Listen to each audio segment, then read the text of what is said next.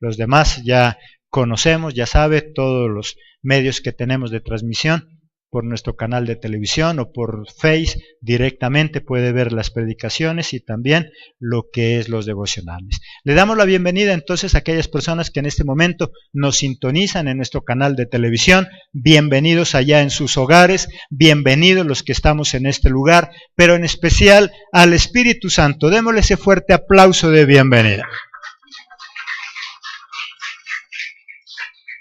Les invito a que abramos nuestras Biblias en Apocalipsis capítulo 22. Algo maravilloso. Recuerde que tenemos nuestro estudio secuencial de toda la Biblia y hoy terminamos ya con Apocalipsis capítulo 22 y un tema interesante, recuperando el paraíso. Desde un principio, Dios preparó la tierra para que los hombres pudiéramos vivir en un paraíso. Pero sabemos que por la rebelión de Adán ese propósito se dañó. Mas eso no quiere decir que Dios haya desistido de ese propósito. Dios continúa insistiendo en que los hombres no solo obtengamos la salvación y la vida eterna. Él quiere que aquí en la tierra también recuperemos ese paraíso, interrumpido, como ya dijimos, por alejarnos de la soberanía de Dios. El paraíso no se ha perdido, se ha interrumpido por algún tiempo mientras nosotros los hombres nos reconciliamos con Dios. Dios está interesado que aquí en la tierra vivamos en un paraíso. Nosotros los cristianos simplemente nos limitamos en soñar con ser salvos y eso es maravilloso, eso es la verdad. El centro del cristianismo es la salvación, es la vida eterna. El centro del cristianismo es que un día podamos vivir allá en el cielo. Eso es verdad, pero también hay otra verdad, y es que Dios también quiere que vivamos aquí en la tierra como en un paraíso, ese paraíso que desde un principio Dios lo dispuso. ¿De qué sirve, siempre hemos dicho algo, que un día vivamos allá en el cielo? ¿De qué sirve que anhelemos todos los días estar allá en el cielo, tener vida eterna, si aquí en la tierra vivimos en un infierno? Dios no quiere que aquí vivamos en un infierno esperando un día vivir en el cielo. Dios quiere que vivamos en ese cielo, que tengamos esa vida sobrenatural, eterna, pero también quiere que aquí en la tierra vivamos en ese paraíso, vivamos en paz, que vivamos como en ese cielo. Para muchos es imposible. Y hay muchas personas que me dicen, pastor, pero ¿cómo nosotros podemos vivir aquí en la tierra en un paraíso si en mi hogar tengo problemas con mi esposo, con mi esposa, si en la sociedad hay guerras, hay problemas? El paraíso, más que vivirse en toda la tierra, el paraíso comienza viviéndoselo en su propio corazón. Cada uno de nosotros podemos vivir en un paraíso en nuestro corazón. Cada uno de nosotros podemos vivir en un cielo en nuestro corazón. Si nosotros aprendemos a obtener la felicidad en nuestro corazón, podemos vivirla con los demás. Siempre hemos dicho algo, ¿cómo alguien que no se ama a sí mismo puede amar a los demás? ¿Cómo alguien que no se entiende a sí mismo va a lograr entender a los demás? Un día en la tierra completa se vivirá en ese paraíso si nosotros aprendemos a vivir en un paraíso primero en nuestro corazón. No las circunstancias adversas, no importa las dificultades en nuestra vida. Jesucristo viene pronto, no solo en su segunda venida para juzgar, sino que Él quiere llegar a nuestro corazón. Vamos a mirar entonces algunos puntos importantes de cómo recuperar ese paraíso interrumpido en nuestra vida. Muchos de nosotros los cristianos llenamos las iglesias, los estadios, los coliseos, tan solo buscando un milagro. Pero no siempre el obtener un milagro en nuestra vida nos lleva a tener una vida de paraíso. Hay muchas personas a quienes Dios les ha hecho un milagro, pero siguen viviendo en un infierno. Hay personas que estaban en una silla de ruedas, hoy ya pueden caminar, pero su vida es miserable. Hay personas que estaban buscando dinero, Dios les hizo el milagro, hoy tienen dinero, tienen buenas empresas, buenos negocios, buenos empleos, pero siguen viviendo en un infierno. Por lo tanto, no se ha obtenido el paraíso. Dios, más que darnos un simple milagro en nuestra vida, lo que Él quiere es transformar nuestra vida de tal manera que podamos recuperar ese paraíso para nosotros aquí en la tierra. Vamos a mirar esos puntos entonces. Primero, creyendo a la promesa de venida de Jesús. Si nosotros no creemos en esa promesa de que Dios viene a darnos ese paraíso, a transformar nuestra vida, no lo vamos a obtener. Nadie puede lograr algo en la vida si primero no lo cree. Tú no vas a lograr un milagro en tu vida si no crees que lo vas a recibir. Miremos ahí en el versículo 7 del capítulo 22. He aquí, vengo pronto. Bienaventurado el que guarda las palabras de esta profecía de este libro. ¿Qué dice ahí? He aquí, yo vengo pronto. Bienaventurado el que guarda esa palabra, el que la cree. No se trata solo de leer estas verdades, se trata de creerlas y guardarlas en nuestro corazón. Todos leemos cantidad de promesas que están escritas en la Biblia, pero ¿las crees de verdad como para que las puedas vivir? Hay muchas personas estudiosos de la Biblia que dicen que hay más de 33,000 promesas maravillosas ahí en la Biblia. Y es verdad, pero ¿cuántas de esas 33,000 promesas las vives, las crees fervientemente en tu corazón? De nada me sirve entonces que yo sepa de las promesas de Dios, que yo sepa que Cristo va a venir, si yo no las creo, si yo no las vivo. Primero entonces, ¿qué debo hacer para recuperar ese paraíso? Primero, debo creer a las promesas de Dios, a esa promesa de venida de Jesús. Segundo, cambiando nuestra manera de ser. Cada uno vive conforme él es. Una persona malgeniada, angustiada o desesperada no puede experimentar una vida paradisiaca. Antes, por lo contrario, vive un infierno aquí en la tierra. Miremos ahí el versículo 12. He aquí yo vengo pronto, y mi galardón conmigo, para recompensar a cada uno, como dice ahí, según sea su obra. He aquí yo vengo pronto para galardonar, para darle premio a cada uno, pero conforme a su obra, conforme a lo que hace. No nos está hablando tanto de buenas obras. Hay personas que creen que entre buenas obras hagan, o entre más obras buenas hagan, más tiene ganado ese cielo. Nos está hablando de esas obras que nos permitan obrar de manera que Dios quiere que nosotros obremos, nuestra manera de ser. ¿Cómo es tu manera de ser? ¿Cómo es mi manera de ser? Si yo vivo siempre malgeniado por todo, difícilmente voy a vivir en un paraíso aquí en la tierra. ¿Cómo es tu manera de ser? ¿Cómo nosotros actuamos de manera constante, de manera diaria? Dependiendo de nuestra manera de ser, es como nosotros vamos a ser. Tú eres conforme haces las cosas. Hay personas que son insoportables con ellas mismas. No se trata entonces la vida cristiana de congregarme en algún lugar esperando que Dios me haga el milagro. Se trata de dejar que Dios transforme nuestra vida. ¿Cómo es tu vida? Hay personas que han recibido a Cristo en su corazón, nunca han recibido un milagro y piensan por eso que tal vez no lo han recibido, pero su vida ha sido transformada y eso es el mayor milagro que nosotros podemos tener. Una vida renovada, transformada, una manera de ser diferente. Muchos de nosotros no somos perfectos, pero cada vez nuestra manera de ser va cambiando. Nadie quiere estar con una persona malgeniada, aburrida, amargada, y muchas veces nosotros somos así. ¿Cómo es tu vida? Eso es lo que Dios quiere también transformar. No podemos vivir en un paraíso entonces aquí en la tierra cuando nosotros tenemos un mal genio. Cuando nosotros no nos soportamos y no soportamos a los demás. La única forma entonces de recuperar ese paraíso que Dios prometió aquí en la tierra es si yo creo en esa promesa, si yo creo en lo que Dios va a hacer en mi vida, y segundo, cambiando nuestra manera de ser, o al menos disponiéndonos para que Dios cambie nuestra manera de ser, porque de nosotros muchas veces no depende. Queremos cambiar, queremos ser renovados, queremos ser diferentes, no queremos seguir actuando de la misma forma como actuamos, pero muchas veces nos es imposible. Solamente cuando llegamos a los pies de Cristo es que Él empieza a transformar nuestra vida.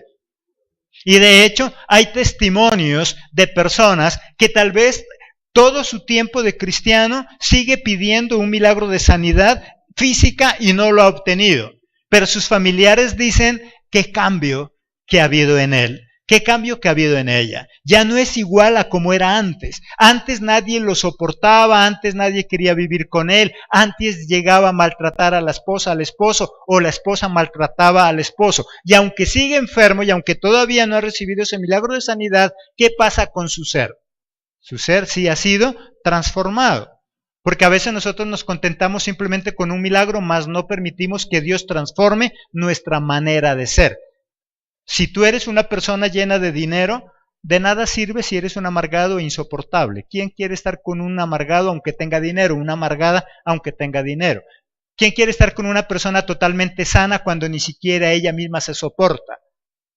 Pablo aprendió a vivir con su enfermedad y era una persona próspera, era una persona agradecida. Nosotros, no importa si todavía no hemos recibido ese milagro que hemos estado esperando, debemos es anhelar que Dios transforme nuestra vida para que de esa forma podamos vivir aquí en la tierra en un paraíso. ¿Hace cuántos años que recibiste a Cristo en tu corazón y cómo vives tú? Y no digo a tu hogar, no digo a mi hogar, no digo en la sociedad, porque si nosotros no basta sino con encender la televisión para saber que en la tierra no vivimos en ningún paraíso. Pero sí lo podemos vivir en nuestro corazón. Si nosotros aprendemos a dejar que Dios transforme en nuestro corazón ese paraíso, no importa qué problemas, qué dificultades, no importa que mi hogar no sea perfecto, no importa que el mundo, la sociedad no sea perfecta, no importa que la iglesia no sea perfecta, podremos vivir bien y disfrutar nuestra vida como Dios quiere. Tercero, renunciando a nuestra mala manera de vivir. Miremos ahí en el versículo 14.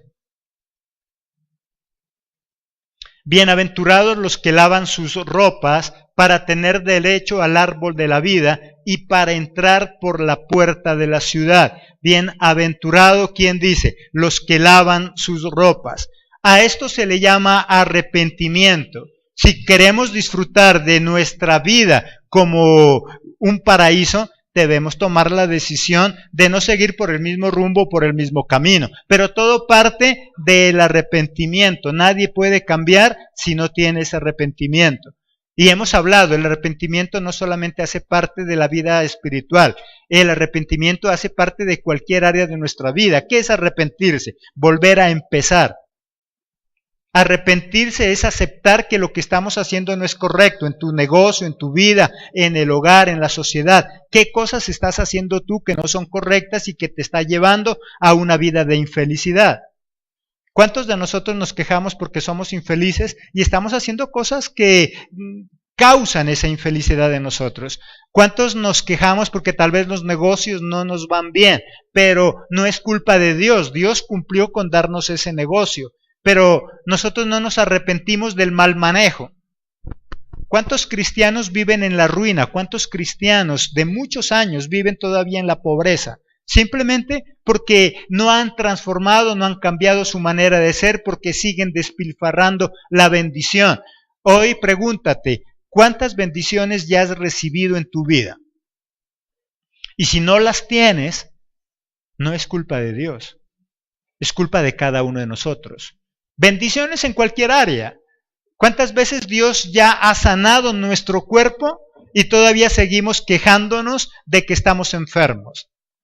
Y Dios ya nos ha sanado hace mucho tiempo. ¿Pero por qué seguimos enfermos? Porque no sabemos administrar nuestro cuerpo, porque no sabemos administrar nuestra salud, porque hacemos cosas que perjudican a nuestro cuerpo. Y a eso también la palabra le llama arrepentirse. Volver a hacer lo correcto. Si estás ingiriendo alimentos, cosas que dañan tu cuerpo, ¿qué debo hacer? Arrepentirme. Cuando nosotros hablamos de arrepentimiento, creemos que el arrepentimiento solo hace parte de la vida espiritual, solo cuando hablamos de pecado. Pecado es errar al blanco, pecado es equivocarse. Cualquier cosa que yo haga en mi vida y me esté equivocando, a eso ya se le llama pecado. Si tú no manejas muy bien el dinero que te ganas cada mes, eso es pecado. No pecado de condenación, no pecado que te vayas al infierno, sino error, confusión. Estás actuando mal. Y ese actuar mal con ese dinero es lo que nos va a llevar a la pobreza. ese negocio que tienes, si te gastas más de lo que ganas, eso es pecado. Pero hay muchas personas que todo es pecado. Es que pecado, ¿qué significa? Errar al blanco, equivocarse. Eso significa pecado en hebreo. Cada vez que tú y yo nos equivocamos en las cosas que hacemos, a eso se le llama pecado. Y por lo tanto, ¿qué debo hacer para corregir? Arrepentirme. Si no te arrepientes de estar gastando más dinero del que te ganas, entonces no vas a poder corregir. El arrepentimiento hace parte de la corrección. No se puede conseguir la perfección si no hay corrección. Nadie puede llegar a ser perfecto si no se corrige. La palabra de Dios dice que nosotros debemos ser perfectos como nuestro Padre es perfecto, y muchos nos preguntamos, ¿pero cómo vamos a ser perfectos? Eso es imposible, porque creemos que perfecto ya es algo totalmente terminado, y perfecto para Dios es cuando nosotros tomamos la decisión de empezar a hacer cambios en nuestra vida. ¿Qué cambios tienes que hacer en tu vida para lograr vivir en ese paraíso? Para lograr vivir en felicidad aquí en la tierra. Muchos de nosotros toda la vida se ha vivido de manera infeliz. ¿Qué cosas tienes que hacer para lograr vivir en ese paraíso aquí en la tierra? Ese paraíso en tu hogar, ese paraíso en tu corazón, ese paraíso en ti mismo. Por lo tanto, debo renunciar a aquellas cosas malas que nosotros hacemos. No me refiero solamente a lo pecaminoso como lo espiritual, sino a aquellas cosas que nos estamos equivocando en nuestras vidas. ¿Qué cosas estamos haciendo que no deberíamos hacer? Hay personas que se endeudan sin ningún tipo de necesidad. Ya es una manía. Se endeudan por todo. Por donde van, sacan crédito. Por donde van, se endeudan. Y si tiene tarjeta de crédito, sí que parece que se le convierte como en un reto. De todas formas, sacar algo a crédito. Y vive mal. Y le echa la culpa a Dios. Y eso también es pecado. O sea, eso es equivocación. Por lo tanto, debo arrepentirme y debo corregir. Mira cómo está tu vida, miremos cómo está nuestra vida. Si está mal, no es hora de echarle culpa a Dios. No es hora de buscar culpables. Muchos de nosotros no avanzamos porque lo primero que hacemos es buscar a quién culpar. Cuando nosotros buscamos a quién culpar, lastimosamente cada día caemos más en la mediocridad. Porque cada vez que nosotros buscamos un culpable, no tenemos la oportunidad de corregir nuestros errores. Si tú siempre le echas la culpa a los demás, ¿cuándo vas a corregir tus errores? ¿Cuándo vas a arrepentirte de lo malo que estás haciendo? Nunca. Porque cada vez que me equivoco, ¿qué es lo más fácil? Buscar un culpable. Y eso hace que yo me niegue a mi realidad. Cuarto, no practicando cosas que perjudican nuestra forma de vida y dañan nuestra relación con Dios y con los demás. Versículo 15, ¿qué nos dice ahí?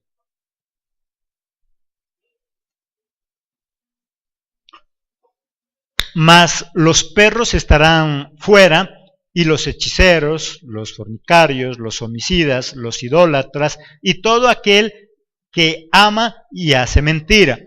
Todas aquellas equivocaciones, entonces, ¿qué es lo que hace? Perjudicar nuestra forma de vida. ¿Qué cosas nosotros estamos haciendo que perjudica nuestra forma de vida? ¿Qué cosas nosotros estamos haciendo en nuestra vida secular o espiritual que hace que nosotros no avancemos?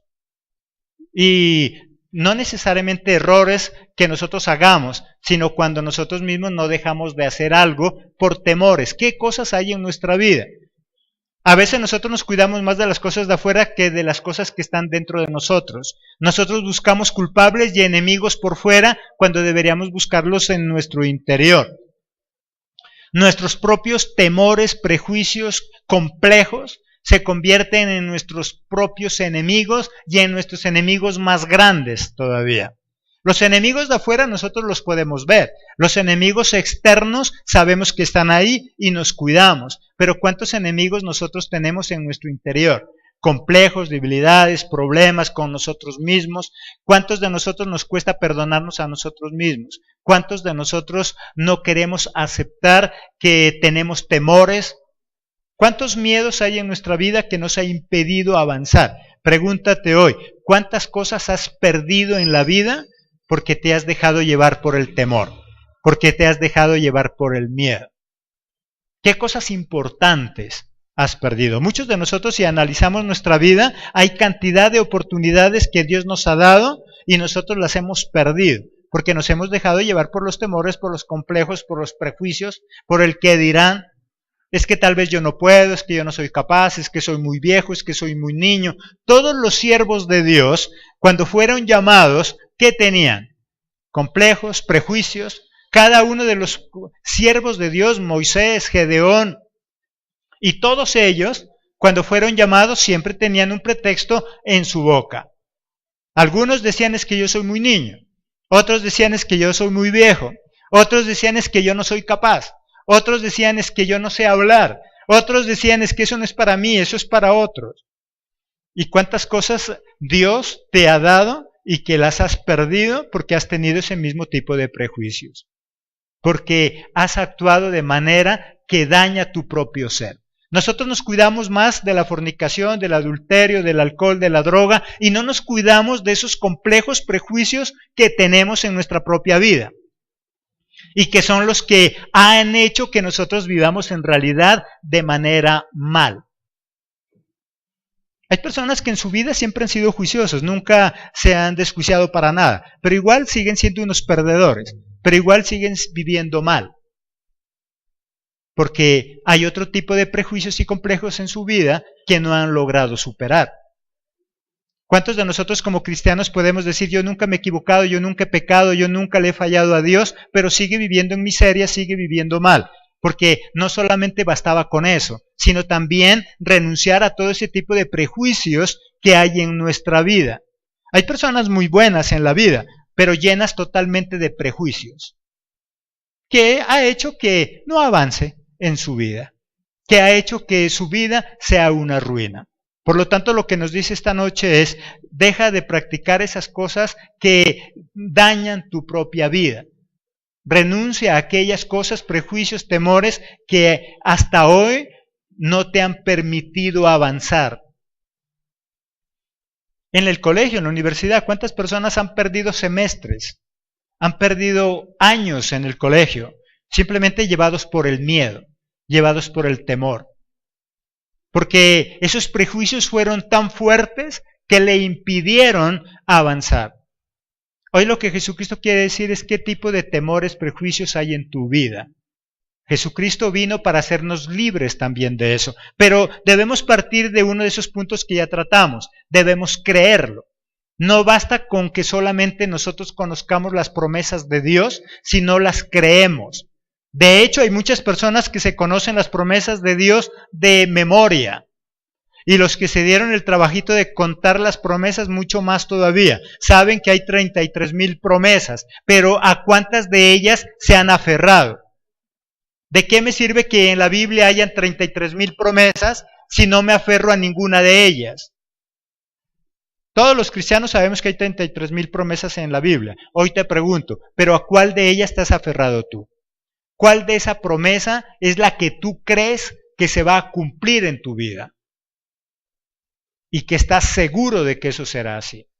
De lo contrario, simplemente estamos recitando ese tipo de promesas en nuestra vida.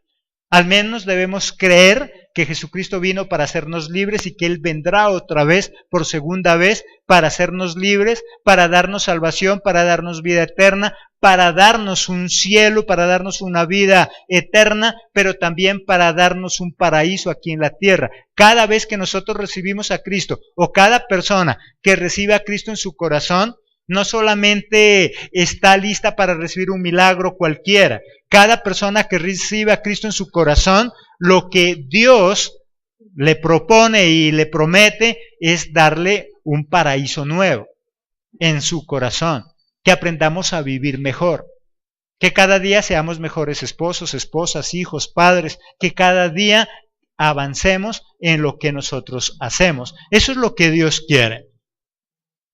Quinto, no creyendo en Jesucristo de acuerdo a nuestra manera de pensar. Hay muchos cristianos que creen a su manera, de acuerdo a lo que les conviene. No poniendo la palabra en la boca de Dios, aumentando cosas a su escritura o no diciendo cosas que jamás ha salido de la boca de Dios. Miremos ahí en el versículo 18, ¿qué nos dice ahí? Yo testifico a todo aquel que oye las palabras de la profecía de este libro. Si alguno añadiere a estas cosas, Dios traerá sobre él las plagas que están escritas en este libro. ¿Qué dice ahí? No añadiendo. ¿Cómo podemos aumentarle? Porque muchos de nosotros decimos, bueno, yo nunca he escrito otras cosas en la palabra. Yo no he escrito otras cosas ahí en la Biblia. Cuando nosotros aumentamos palabras a la Biblia, cuando nosotros decimos cosas que Dios no ha dicho. ¿Cuántos de nosotros predicamos cosas que Dios jamás ha dicho, que no está en su palabra? Cada vez que nosotros predicamos, decimos cosas que Dios no ha dicho, ¿ahí qué estamos haciendo? Aumentando palabras. Aumentando. ¿Qué nos dice? Volvámoslo a leer ahí, versículo 18. Yo testifico a todo aquel que oye las palabras de la profecía de este libro. Si alguno añadiere a estas cosas, Dios traerá sobre él las plagas que están escritas en este libro. Si alguien añade a algo más. No es que cada vez veamos la Biblia más gorda, no es que cada vez veamos la Biblia más grande, porque cada quien le aumenta algo. No necesitamos escribirle nada a la Biblia y ya le estamos aumentando. ¿Qué cosas nosotros hemos dicho de parte de Dios que Él no ha hablado? Cuando nosotros hacemos eso, le estamos aumentando a la palabra de Dios. Y Dios dice que eso no es correcto. Y de esa manera, por eso no podemos vivir tampoco en un paraíso. Debo decir lo que la palabra de Dios dice. No le debo aumentar. Hay muchas personas que le aumentan. ¿Y qué tipo de le aumentan? ¿Promesas? ¿Cuántas personas nos agrada que nos hagan promesas? Hay muchos cristianos que les agrada que les hablen cosas bonitas y por eso muchos pastores se ven obligados, líderes, maestros, se ven obligados a hablar cosas que en la Biblia no dice, a prometer cosas que la Biblia no dice. ¿Cuántas veces nosotros como cristianos con el afán de ver la iglesia llena, le decimos a la gente, venga, que Dios le va a quitar todos sus problemas, venga que Dios va a sanarla, venga que vamos a orar y va a conseguir dinero, va a conseguir empleo? Pero la palabra de Dios dice todo lo contrario, que mientras estemos en este mundo, estemos en esta tierra, ¿qué es lo que tendremos? Aflicciones. Cuando yo le prometo a alguien que venga a la iglesia y le garantizo que su vida va a ser única, que va a tener una vida maravillosa, ¿ahí qué estoy haciendo con la escritura? ¿Le estoy aumentando? Porque Jesucristo en ninguna parte dice eso. Él no dice que nos va a hacer ricos de la noche a la mañana, Él no dice que va a transformar nuestra vida en un sonar de dedos, Él dice que nos va a transformar, pero en un proceso, que nos va a llevar poco a poco a esa vida de perfección, que Él va a ir cambiando nuestra manera de ser. Él dice, esfuérzate y sé valiente. La palabra de Dios dice que el que no trabaja, que no coma.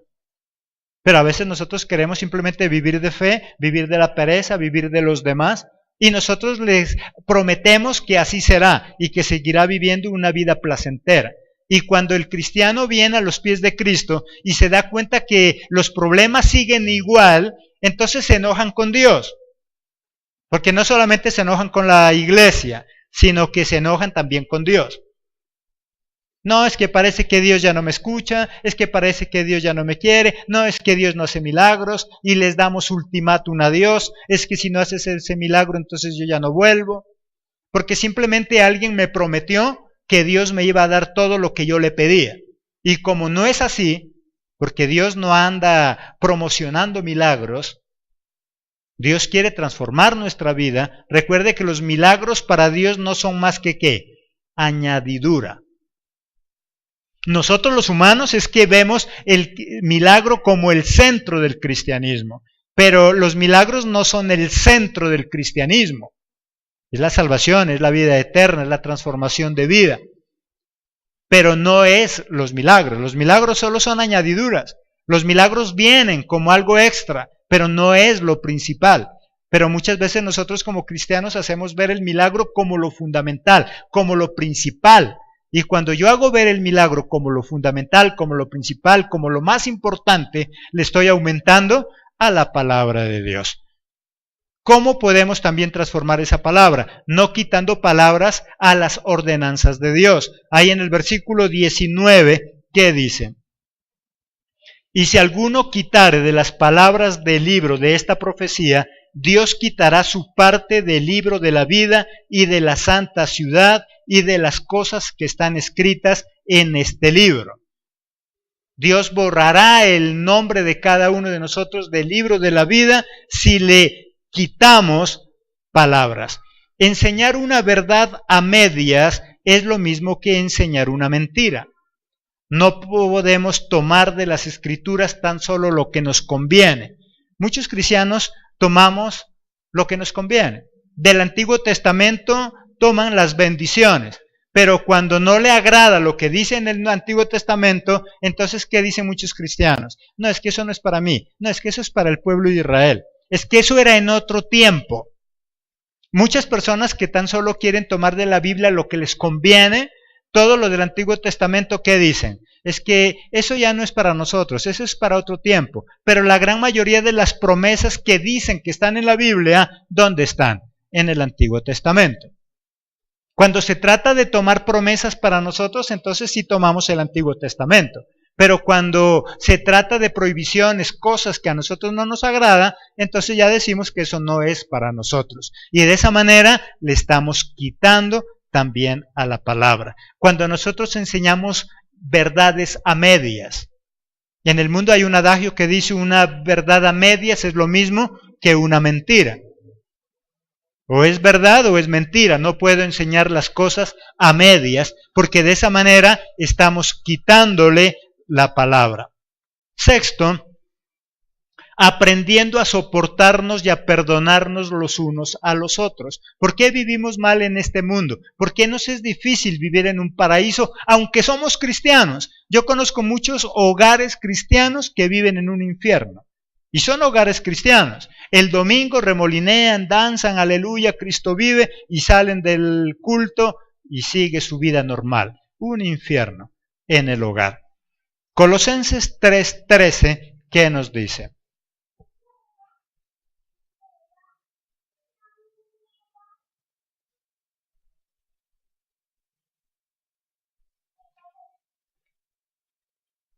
Colosenses 3:13. Soportaos unos a otros y perdonaos unos a otros. Si alguno tuviere queja contra otro, de la manera que Cristo os perdonó, así también hacedlo vosotros. Soportaos, ¿quiénes dicen? Unos a otros. No se trata de que uno soporte al otro, porque tarde o temprano se va a cansar. El secreto para vivir bien, ¿qué dice? Sopórtense, pero ¿quiénes? Los unos a los otros. No nos convirtamos en carga los unos a los otros, según lo que nos dice Colosenses 3:13. Sopórtense los unos a los otros. Perdónense, ¿quién dice? Los unos a los otros. Y si dice perdónense los unos a los otros, significa que ¿quiénes van a ofender a quiénes? Todos. Del uno al otro y del otro al uno. Todos nos ofendemos de una o de otra forma. ¿Ofendemos porque hablamos o ofendemos porque no hablamos? ¿Cuántas veces nosotros ofendemos a alguien porque no hablamos cuando teníamos que hablar? Y se enojan porque nos quedamos mudos. Hoy en día no solo las mujeres, también los hombres. La mejor forma de demostrar que estoy enojado, que estamos enojadas, ¿cómo es? Dejando de hablar. Si ya está mudo, si ya está muda, sabemos que está enojado. Y nosotros le decimos, ¿qué le pasa? Nada. ¿Está enojado? No. ¿Está enojada? No. Pero como ya no habla, ya sabemos que está enojado. Por lo tanto, dice que debemos aprender a soportarnos los unos a los otros. Y si dice que debemos soportarnos los unos a los otros, es porque en algún momento yo me convierto en carga y la otra persona me tiene que soportar, y en algún momento la otra persona se va a convertir en una carga y a mí me va a tocar soportar. Nos soportamos los unos a los otros. Pero mientras nosotros no querramos soportarnos, ahora la palabra de Dios dice sopórtense. ¿Por qué dice sopórtense? Si no fuera que tuviéramos problemas y si la palabra de Dios no admitiera que nosotros como seres humanos tenemos problemas, ¿nos recomendara que nos soportemos? No. Si la palabra de Dios nos está hablando de soportarnos, es porque Dios sabe que no importa si el hogar parezca más perfecto, va a llegar un momento donde vamos a tener problemas. No hay hogar en la tierra que no haya tenido problemas y no hay hogar en el mundo que no vaya a tener problemas. Porque este libro, escrito hace más de 2000 años, dice sopórtense. Significa que vamos a tener que soportarnos. Perdónense, significa que vamos a tener que en algún momento dado perdonar a quienes nos ofenden y lastimosamente esa persona también va a tener que perdonarme porque tarde o temprano también la voy a ofender. No hay nada perfecto entonces en la tierra. ¿Qué debemos hacer para vivir en un paraíso entonces? Soportarnos los unos a los otros. Entender que todos tenemos fallas, entender que todos somos diferentes, entender que hay días buenos y hay días malos. La palabra de Dios no lo niega. Hay días buenos, hay días malos. El pueblo de Israel, ahora que estamos haciendo los devocionales, salen de la esclavitud en Egipto para llegar a un desierto. Del desierto pasan a un lugar donde hay aguas agradables, pasan a un Elim, pero también vuelven otra vez a un desierto, pasan por aguas amargas, y miramos que pasan momentos agradables y momentos desagradables. ¿Qué nos da a entender Dios entonces con todo ese trayecto de la salida del pueblo de Israel de Egipto? Que vamos a tener días amargos, como tendremos días dulces. El pueblo de Israel se encontró con ese tipo de variedad, ¿cierto? Y uno de los devocionales yo lo manejaba como los sabores de la vida. En la vida siempre vamos a tener ese tipo de sabores. Hay días que nos van a saber amargos, pero hay días que también nos saben dulces. Por eso el pueblo de Israel pasó por todas esas circunstancias. Hubo aguas amargas, hubo aguas dulces, hubo desiertos, pero también hubo lugares hermosos, mostrándonos que en toda la trayectoria del pueblo de Israel había momentos agradables y momentos desagradables. Y así es nuestra vida. La vida está compuesta de buenos momentos y de malos momentos. Hay días donde amanecemos totalmente contentos, todo el mundo quiere estar con nosotros, y hay días donde no nos soportamos ni nosotros mismos. Y tenemos que aprender a soportarnos los unos a los otros. Y de esa manera podremos vivir en un paraíso. Séptimo y último punto, dejando que Jesucristo nos haga de nuevo. Es que nosotros de por sí somos imperfectos, no porque Dios nos haya hecho imperfectos, Dios nos hizo perfectos. Pero ¿quiénes se hicieron imperfectos? Nosotros mismos, con nuestra terquedad. ¿Cuántos de nosotros somos tercos en las cosas que tenemos que hacer? Como hijos, desde siempre. Nuestros padres nos decían una cosa y nosotros ¿qué terminábamos haciendo? Otra muy diferente. No se case, no se case. Y después cuando ya nos casamos es que decimos, razón tenía mi mamá. Pero no hicimos caso. Y así somos los seres humanos, en todo, en cualquier tipo de relación, comercial. ¿Cuántas veces nos dice la esposa al esposo, no se meta en ese negocio? Igual nosotros actuamos de manera terca. Y lo hacemos. Y después nos arrepentimos. ¿Qué decisiones tú has tenido que tomar que te has arrepentido? Porque simplemente hemos sido tercos, no queríamos aceptar recomendaciones y eso perjudica nuestra vida. Dejando que Cristo entonces nos haga de nuevo. Es Él quien nos tiene que transformar nuestra vida. En alguna ocasión les comentaba a mis hijas que alguien me preguntaba, ¿cómo hace usted para convencerme de Cristo si yo soy un ateo? Y mi respuesta es, yo no puedo hacer nada para convencerte. El que nos convence de la existencia de Dios, ¿quién es? Es Jesucristo mismo, es Dios mismo, es el Espíritu de Dios. Ya a esta persona yo le decía, si tú has decidido no creer en Dios, Dios respeta tu decisión. Por lo tanto, tú eres libre de creer o no creer. Y si Dios mismo no te obliga a creer en Él, menos yo voy a buscar la forma de que creas en Dios. Si no crees en Dios, esa es tu decisión. Cada uno de nosotros tomamos la decisión que queremos, creer o no creer. Pero sí debemos dejar que Cristo transforme nuestra vida. Es Él quien transforma nuestra vida. Por nuestras fuerzas es difícil. Nosotros tenemos muchos apegos y eso hace que nosotros no podamos disfrutar de ese paraíso. ¿Qué cosas debemos dejar? Solamente Dios en su momento hará que nosotros dejemos eso. Miremos 2 Corintios 5:17.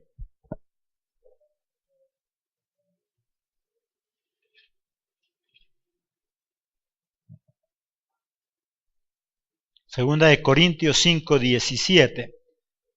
De modo que si alguno está en Cristo, nueva criatura es, las cosas viejas pasaron, he aquí todas son hechas nuevas. De modo que si alguien está en Cristo, ¿qué es lo que pasa? Él nos hace de nuevo.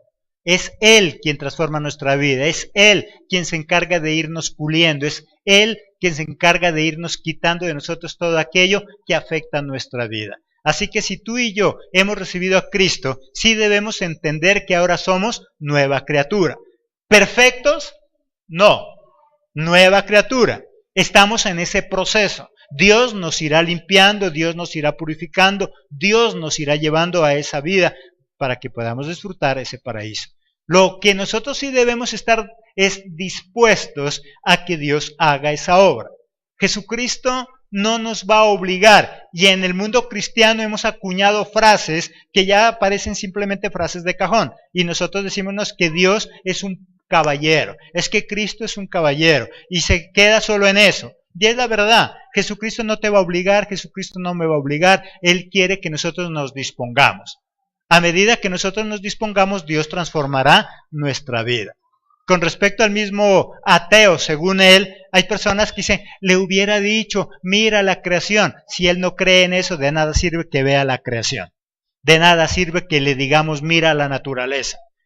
Cuando nosotros disponemos nuestro corazón, de hecho, cada uno de nosotros tenemos nuestra parte de ateos. Muchos de nosotros decíamos no creer, aunque no nos llamábamos ateos, pero de alguna manera, llevados por los problemas, las dificultades, las necesidades, decimos ya no creer. ¿Cuántos siendo aún cristianos, llevados por los problemas, por las dificultades, por las crisis en las que están viviendo, muchos en su estado de desánimo, ¿qué llegan a decir? Es que yo ya no creo en Dios, yo ya no sé qué hacer, yo ya no creo en nada. Todos, de alguna manera, pasamos por esa situación. Y el único que transforma nuestra vida y el único que nos mantiene estables, el único que hace que nuestra vida no sea inestable como una hoja seca para un lado y para el otro, es Jesucristo. Cuando disponemos nuestra vida, cuando nosotros disponemos nuestra vida, Jesucristo nos mantiene. No nos quita totalmente los problemas, pero al menos nos mantiene estables. ¿Sabes qué es lo que lleva al fracaso a muchas personas? La inestabilidad. Tanto en lo espiritual como en lo secular. Hay gente que no sabe qué es lo que quiere, y mientras no sepa qué es lo que quiere, nunca lo va a lograr. Hoy quiere una cosa, mañana quiere otra, hoy quiere una cosa, mañana ya está arrepentido. En lo espiritual, hoy cree, mañana no cree, hoy cree que es salvo, mañana cree que ya está condenado, hoy cree que Dios lo ayuda, mañana cree que Dios no lo ayuda, y esa inestabilidad hace que su vida sea una vida de perdición. Esa inestabilidad es lo que hace que no logre triunfar en la vida. Solo siendo estables emocionalmente en cualquier área, sea secular o sea espiritual, es lo que nos va a llevar a esa vida de éxito, a vivir en un paraíso. Jesucristo sigue empeñado en que tú y yo tengamos una nueva vida y que podamos vivir en un paraíso aquí en la tierra. El paraíso comienza en nuestro corazón. Si tú y yo cambiamos, los demás van a cambiar. No luchemos para que otros cambien. Pidámosle a Dios que Él nos cambie. Y a medida que nosotros cambiamos, los demás también empiezan a cambiar. Amén. Démosle la gloria a ese Padre maravilloso. Vamos a adorarle a nuestro Rey. Vamos a creer que Jesucristo es el que tiene el poder para transformar nuestra vida.